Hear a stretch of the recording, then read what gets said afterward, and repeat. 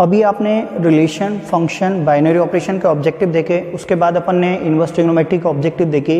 अब अपन unit third matrices के objective देखते हैं। मैट्रिसेस यूनिट थर्ड है आरबी त्रिपाठी बुक के अकॉर्डिंग। इसमें 8 मार्क्स की वेटेज होता है, जिसमें 2 नंबर का एक क्वेश्चन आता है, 5 नंबर का एक क्वेश्चन आता है और 1 नंबर का एक ऑब्जेक्टिव आएगा। ठीक है, अब ये जो पहले नंबर पे मैंने ऑब्जेक्टिव लिखा है ये बहुत बार पूछा गया है और बहुत सरल भी है। उन्होंने बोला है कि A equal to AIJ_M × N दिया है, एक स्क्वायर मैट्रिक्स होगा तो किस कंडीशन में, जब N ग्रेटर देन है N से, या M ग्रेटर देन है M, या M इक्वल टू N।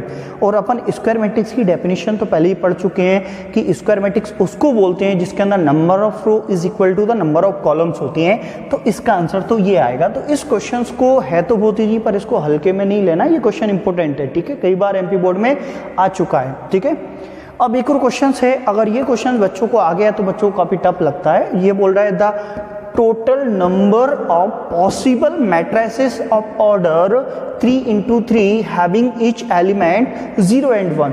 ये बोल रहा है कि 3 × 3 के आप कितने possible elements number of matrices बना सकते हो अगर उसका अपन 0 और 1 एलिमेंट लें, आइडेंटिटी एलिमेंट लें।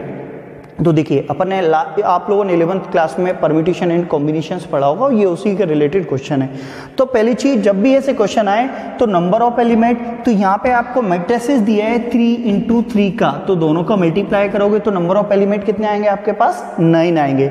इसके बाद नंबर ऑफ पॉसिबल एलिमेंट कितने दिए हैं आपको, 2 एलिमेंट, तो 2 की पावर 9 लोगे, और 2 की पावर 9 कितना होता है, 512 होता है। तो ये क्वेश्चन आ जाएगा।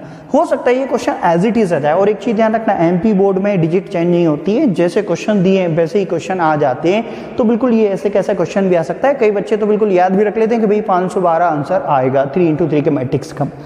अब देखिए एक चीज और समझना, मैट्रिसेस के क्वेश्चंस भी इजी आते हैं, ऑब्जेक्टिव भी इजी आते हैं। आपसे एक और ये पूछ सकता है कि एक स्क्यू सिमेट्रिक मैट्रिक्स है, तो A' इक्वल टू क्या होता है, -A। मतलब आपको symmetric matrix, skew symmetric matrix की डेफिनेशन के अकॉर्डिंग भी ऑब्जेक्टिव आ सकते हैं। तो स्क्यू सिमेट्रिक मैट्रिसेस में क्या होता है, A' इक्वल टू -A। तो ये फिल इन द ब्लैंक्स में देंगे।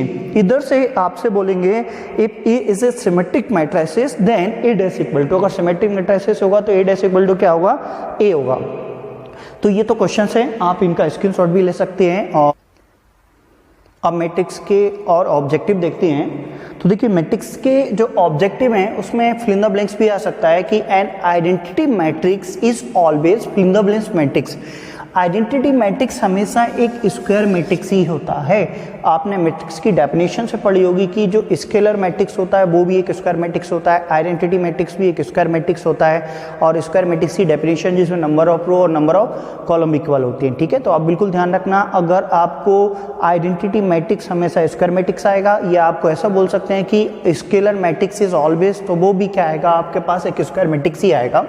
Fill in the blanks matrix symmetric and skew symmetric, ऐसा कौन सा मैट्रिक्स है जो सिमेट्रिक भी हो और स्क्यू सिमेट्रिक, तो नल मैट्रिक्स एक ऐसा मैट्रिक होता है जो सिमेट्रिक भी होता है और स्क्यू सिमेट्रिक। नल मैट्रिक्स उसको बोलते हैं जिसके ऑल एलिमेंट्स 0 0 होते हैं। ऐसा मैट्रिक जिसके ऑल एलिमेंट 0 0 हो, तो ऐसे मैट्रिक को सिमेट्रिक और स्क्यू सिमेट्रिक दोनों टाइप से बोलते हैं। अब एक ये भी ऑब्जेक्टिव, ये आपको याद रखना पड़ेगा, ये भी ऑब्जेक्टिव है कि sum of 2 skew symmetric matrices is always.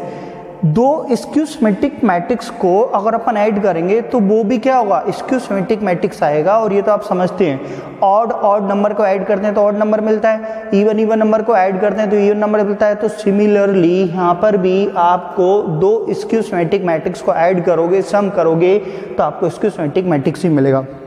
बिल्कुल, ये तो मैं बोल रहा हूँ कि आ सकते हैं, लेकिन ये क्वेश्चन इंपॉर्टेंट है, इस पर ध्यान रखना।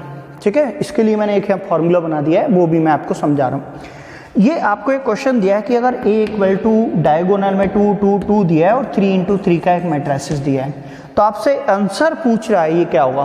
तो आप एक को ध्यान रखना, जब को एक आइडेंटिटी मैट्रिक्स गिवन हो और यहाँ पे आपको मैंने फॉर्मूला बना दिया A की पावर n, तो A की पावर n, A की पावर n, A की पावर n और 0 0 0 हो, तो डायरेक्ट आंसर A की पावर n - 1 A होता है। तो यहाँ पे A का काम कौन कर रहा है, 2 कर रहा है, तो ये मैंने 2 रख दिया। और n का काम कौन कर रहा है, n का काम यहाँ पे अपने पास क्या कर रहा है कि जो n की वैल्यूज होती हैं A दिया है, आपसे यहाँ पे 5 पूछा है, तो तो n का काम 5 कर रहा है, तो ये जो फॉर्मूला है मैं यहाँ पे रख दूंगा 5 - 1 a तो अपना जो मैट्रिक्स है वो तो आएगा ही, तो यहाँ पे हो जाएगा 2 की पावर 4a, मतलब आ जाएगा 16a। तो ये देखिए कौन सा आंसर आ जाएगा इसका, ये सी वाला आंसर आ जाएगा। अब इसी क्वेश्चंस के लिए मैं एक और क्वेश्चंस करता हूँ जो यहाँ पे लिख रहा हूँ, क्योंकि वो भी बहुत पूछते हैं। जो नीचे लिखा हुआ है क्वेश्चन जो मैंने अभी सॉल्व किया है, ये वाला क्वेश्चन इंपॉर्टेंट है और आने के चांसेस भी रहते हैं। तो इस क्वेश्चन में कभी कभी ऐसा भी आजकल क्वेश्चन आने लगा, आपको ऐसा बोल देंगे 1 0 0 0 1 0 0 0 1, इस टाइप से आपको बोल देंगे, और वो आपसे पूछेंगे कि a की पावर 100 क्या होगा।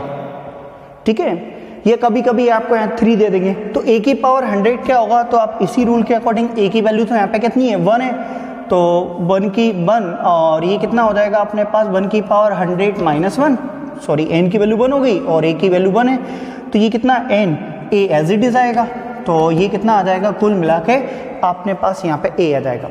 अब कभी कभी जैसे मान लीजिए इन ये भी बोल दिया, और कभी कभी ये क्या करते हैं यहाँ पे 3 3 दे देते हैं, 3 3 इस टाइप से दे दिया, तो अब a की वैल्यू जो स्मॉल a है उसकी वैल्यू कितनी हो गई 3, तो यहाँ पे 3 हो जाएगा, तो 3 की पावर 99 आ जाएगी। तो इस पैटर्न के क्वेश्चन को आप थोड़ा स्पेशली ध्यान रखना, एग्जाम में आने के चांसेस रहते हैं। ये मैंने खुद ने यहाँ पे फॉर्मूला बना दिया है, आप इसको ध्यान रखें। ठीक है, अब मैट्रिक्स में और छोटे मोटे क्वेश्चंस भी आने की संभावना होती है। 2 मैट्रिसेस दिए हैं, उनको कंपैरिजन करके x की वैल्यू फाइंड कर लो, और ये तो सिंपल से मैट्रिक्स के क्वेश्चंस थे, ऑब्जेक्टिव थे। ठीक है, अब अपन बात करते हैं लीनियर प्रोग्रामिंग की।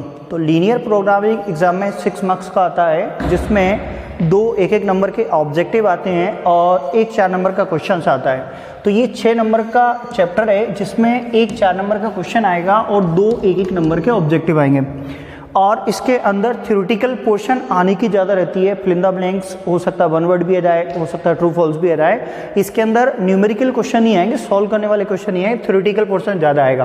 तो एक ऑब्जेक्टिव है, if the feasible region of the void is void then problem has, तो प्रॉब्लम का कोई सॉल्यूशन नहीं होगा। अगर उसका आपने ग्राफ बनाया होगा, तो जब ग्राफ बनता है इस टाइप की लाइन बन जाती है, कोई भी फेजिबल रीजन नहीं मिल रहा है, तो उसका आंसर क्या आएगा, नो सॉल्यूशन।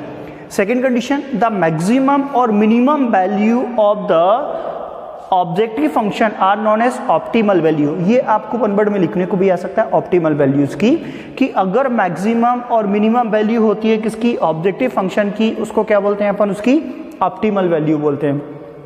अगला दिया है तो objective function of linear programming. तो क्या होती है, जो ऑब्जेक्टिव फंक्शंस होती हैं, आपने लीनियर प्रोग्राम के जब क्वेश्चन सॉल्व किए होंगे तो आपको इस टाइप के क्वेश्चन दिए होंगे, greater than equal to x, इसकी पावर नहीं दी होगी, क्वाड्रेटिक इक्वेशन नहीं देते हैं, क्यूबिक इक्वेशन नहीं देते हैं, हमेशा कौन सी इक्वेशन देते हैं इसके अंदर, लीनियर इक्वेशन देते हैं, तो इसका आंसर आएगा लीनियर। अगला क्वेश्चन दिया है, variable of the objective functions of linear programming problems are, तो क्या हो सकते हैं, 0 और पॉजिटिव हो सकते हैं। तो उसके जो वेरिएबल फंक्शंस हो सकते हैं वो 0 भी हो सकते हैं और पॉजिटिव भी हो सकती है। तो बिल्कुल आप इनका स्क्रीनशॉट ले लें, क्योंकि ये क्वेश्चंस बच्चों को प्रॉब्लम क्रिएट करते हैं, और ये आपको याद रखने जैसा पोर्शन है, सॉल्व करने वाले पोर्शन नहीं है। इनको आप याद रखें तभी सॉल्व कर पाएंगे। बिल्कुल जो मैंने बोर्ड पे लिखे सभी इंपॉर्टेंट क्वेश्चन है, इसमें 2 ऑब्जेक्टिव आएंगे, 1 4 नंबर का क्वेश्चन आएगा, तो आप बिल्कुल इनका स्क्रीनशॉट ले लें। और देखते हैं लीनियर प्रोग्राम के ऑब्जेक्टिव, और देखते हैं तो इसमें ये ऑब्जेक्टिव भी इंपॉर्टेंट होता है। अगर x greater than equal to 0 है, y greater than equal to 0 है, तो ग्राफ सिचुएटेड करते हैं कौन से कोऑर्डिनेट में आता है। तो ग्राफ जब आपको ये दोनों कंडीशंस दी होती हैं, तो ग्राफ फर्स्ट कोऑर्डिनेट में लाई करता है। और आपने देखा होगा हमेशा जब भी x greater than g equal to 0, y greater than equal to 0, और कॉमर्स के जो स्टूडेंट है उनको पता है कि बिजनेस कभी भी नेगेटिव में नहीं जाता, और लीनियर प्रोग्रामिंग बिजनेस का ही रहता है। तो इसकी जो इक्वेशंस होती है वो हमेशा फर्स्ट कोऑर्डिनेट में आती हैं, x और y दोनों की वैल्यू पॉजिटिव भी आती है, फर्स्ट कोऑर्डिनेट में लाया करते हैं। तो ये वाला ऑब्जेक्टिव आप याद रखना। एक आपको ऑब्जेक्टिव फंक्शन एक्सट्रीम वैल्यू की डेफिनेशन लिखने को आ सकती है, तो ऑब्जेक्टिव फंक्शन की आप डेफिनेशन अच्छे से याद रख लेना। मैंने यहाँ पे लिख दी है, द मैक्सिमम और minimum value of the objective function is known as its optimal value और एक्सट्रीम वैल्यू। तो ये डेफिनेशन लिखने को आ सकती है वन वर्ड में, बिल्कुल अच्छे से ध्यान रखना। ऑब्जेक्टिव फंक्शन की डेफिनेशन ये है, आपको कांस्टेंट की डेफिनेशन भी याद रख सकते हैं। तो ये तो थी लीनियर प्रोग्रामिंग की ऑब्जेक्टिव क्वेश्चन। इसमें हो सकता है कि एक ऑब्जेक्टिव क्वेश्चन थोड़ा सा कठिन आ जाए, एक इजी आ जाए। जो मैंने यहाँ पे लिखे हैं इनमें से एक ऑब्जेक्टिव क्वेश्चन की गारंटी मेरी है, ठीक है। तो आज के लेक्चर में मैंने आपको ऑब्जेक्टिव क्वेश्चंस बताए हुए हैं, आप इन सब ऑब्जेक्टिव क्वेश्चंस को अच्छे से पढ़ लेना। अगर आपको कोई प्रॉब्लम है तो नीचे मुझे कमेंट्स बॉक्स में ज़रूर लिखें और टॉपर्स पॉइंट इंदौर के यूट्यूब चैनल को सब्सक्राइब ज़रूर करें, क्योंकि मैं इसी चैनल पे आपको ऑब्जेक्टिव क्वेश्चन 12 का मैथ्स, बीएससी का मैथ्स, बीई का मैथ्स, बीसीए का मैथ्स, बीकॉम का मैथ्स, फिजिक्स सभी कुछ हम पढ़ाते हैं। तो आप इस चैनल को सब्सक्राइब करें और ये ऑब्जेक्टिव क्वेश्चन को लिखें। साथ में अगर आपको और कोई पर्सनल में से कुछ क्वेश्चन है तो यूट्यूब चैनल के अबाउट में जाएं और वहाँ से मेरा कॉन्टैक्ट नंबर निकालें, मुझे व्हाट्सअप कर सकते हैं अपनी प्रॉब्लम्स। मैं आपकी हर प्रॉब्लम का सॉल्यूशन दूंगा। थैंक्स।